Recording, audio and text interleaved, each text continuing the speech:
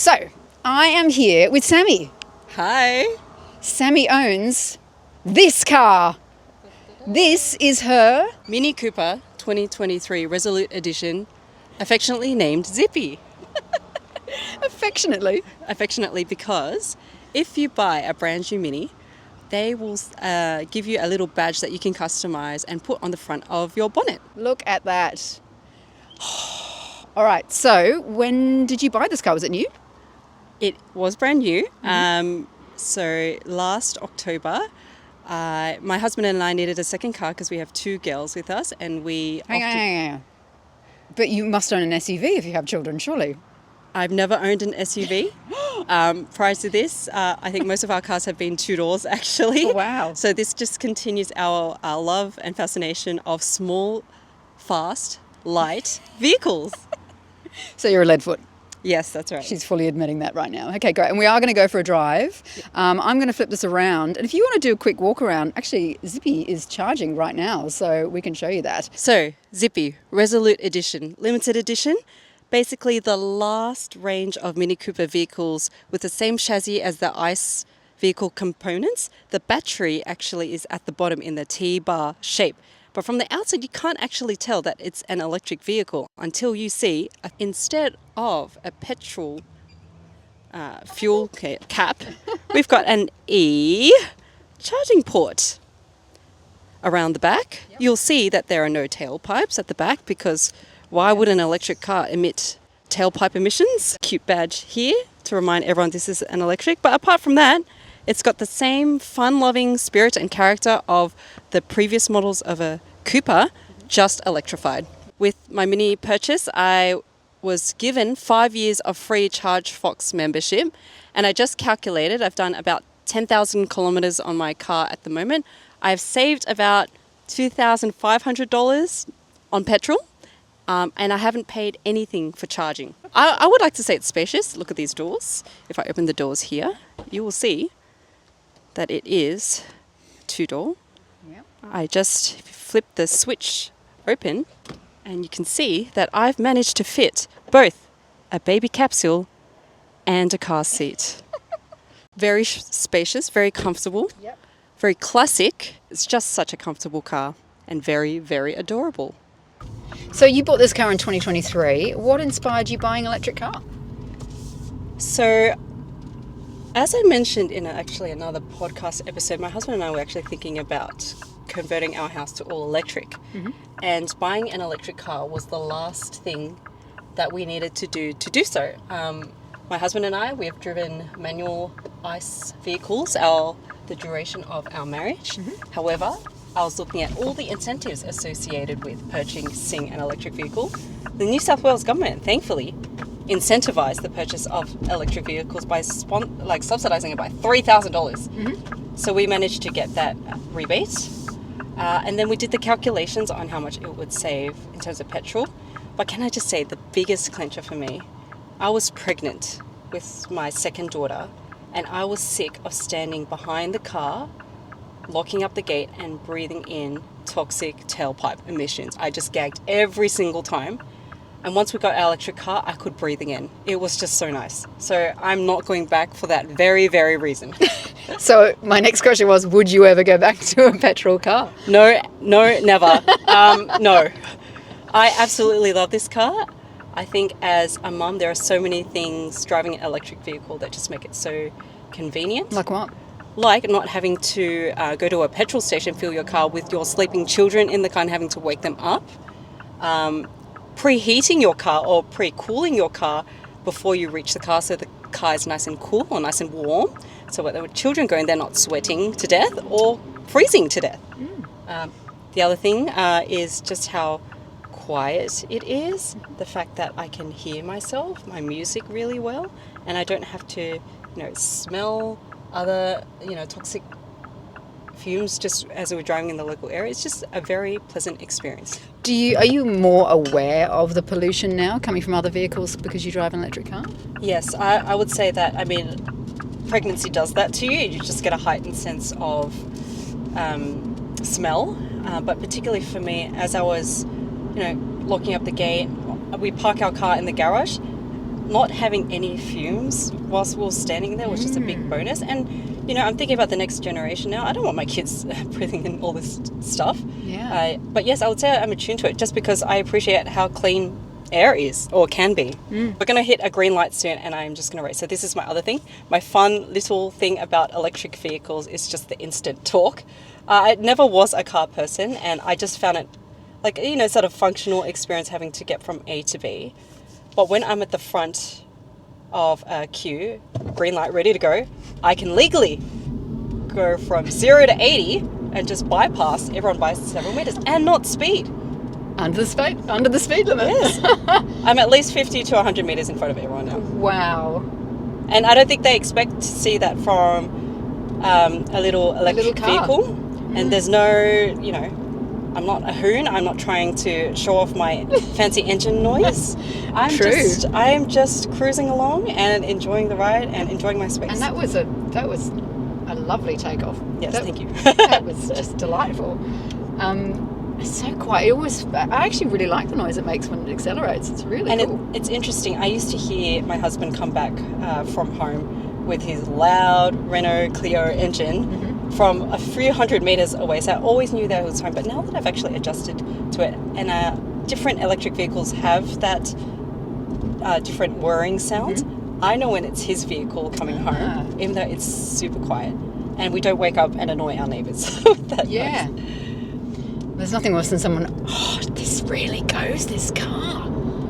It's just really nice. And, well, my husband being the passenger, he said that I just need to work on my instant torque skills because sometimes it makes him feel dizzy. But for me, it's just, you know, it's just the best, not having to be weighed down. My deceleration and my regen braking is one of my favourite things. So I hardly touch the brake. I only touch the brake when I'm at a full stop.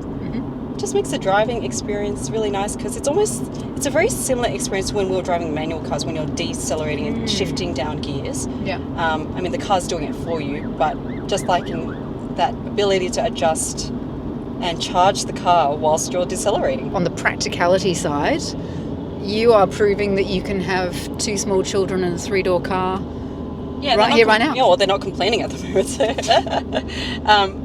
They really enjoy the electric car. Actually, I don't think my youngest daughter, has been to a petrol station in the entirety of her 8 months of life. Wow. And this is a fun car. It is really fun. So Mini Cooper being known for its Go-Kart feeling. I've never actually driven a proper Go-Kart before, but I can imagine this is what I feel like because I'm just swerving in and out of traffic and but not being a hoon at the same time. I think I appreciate that because I've got children. So since getting an electric car, do you think you drive more, less, any differently in terms of driving habits? Definitely more. Because I am not mentally calculating how much it costs me to get from this part of Sydney to the other part of Sydney. I just do it. I mean, tolls are expensive, but you know, sometimes I drive, like we drive down to Bowral, free, we charge there, drive back.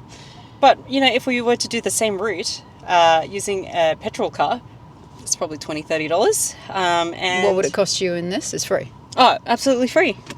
I have to say that 5 years of free charging is just unbelievable. Yes, it's one of the perks, and I think there's a great incentive to get that uptake rolling. But I'm starting to see now a lot of free charges revert to priced charging, which I totally get. I understand that, but I think it's shifting people to charging at home if they don't have a membership or a subscription like ChargeFox.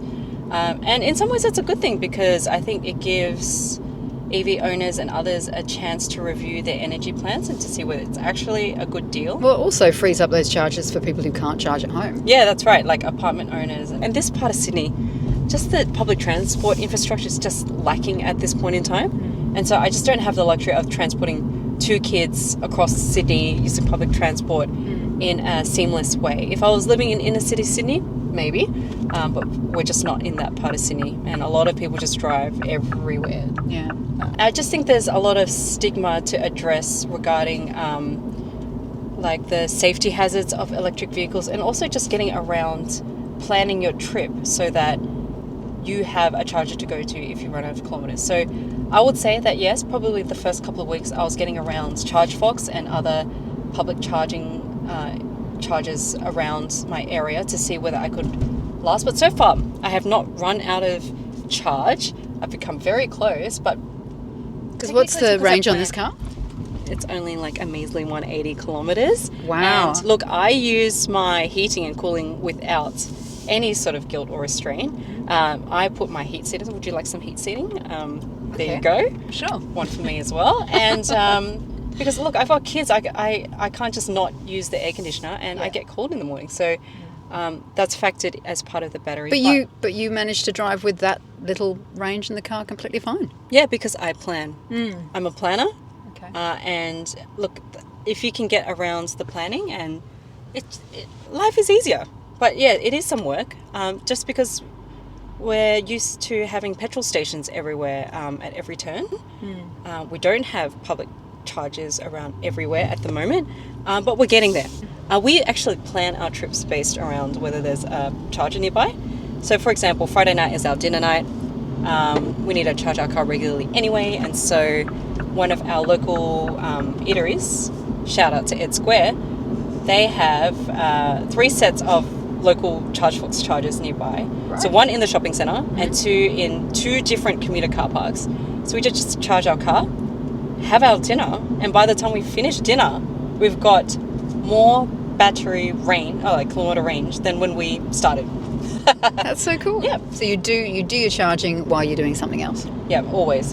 I mean, even if I'm not going anywhere, if I didn't have this interview, I'd have my laptop in my car with me at the moment just doing work, because that's what I did last week, just to get free charging, because the solar generation in winter is not fantastic, and so I will just charge at the local centre and do my work in the car.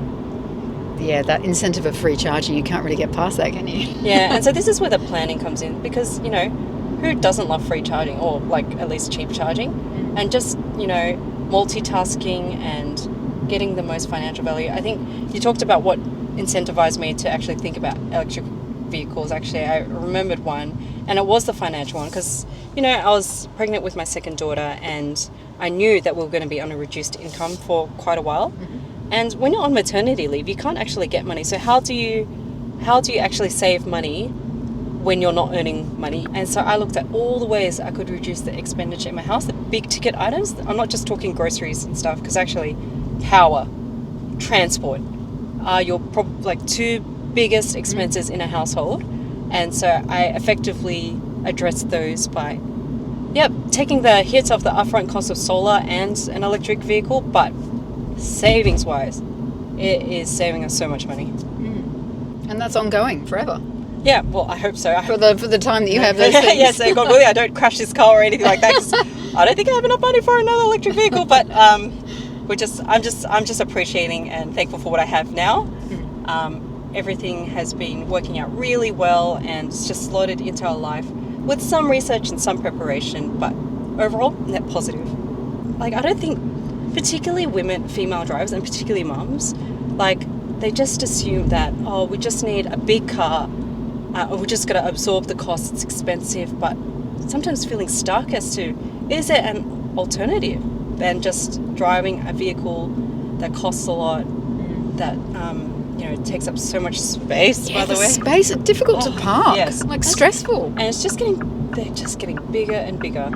And I think we can look to Europe, and we can look to places across the world that have done this a lot better than Australia, so that our roads are actually more pleasant places to be. Smaller, lighter cars and fewer cars. Yep, more efficient cars. More efficient cars. There you go. All right, thank you, Sammy. Oh, we've reached our final destination. You've reached your destination. Thank you for riding with us.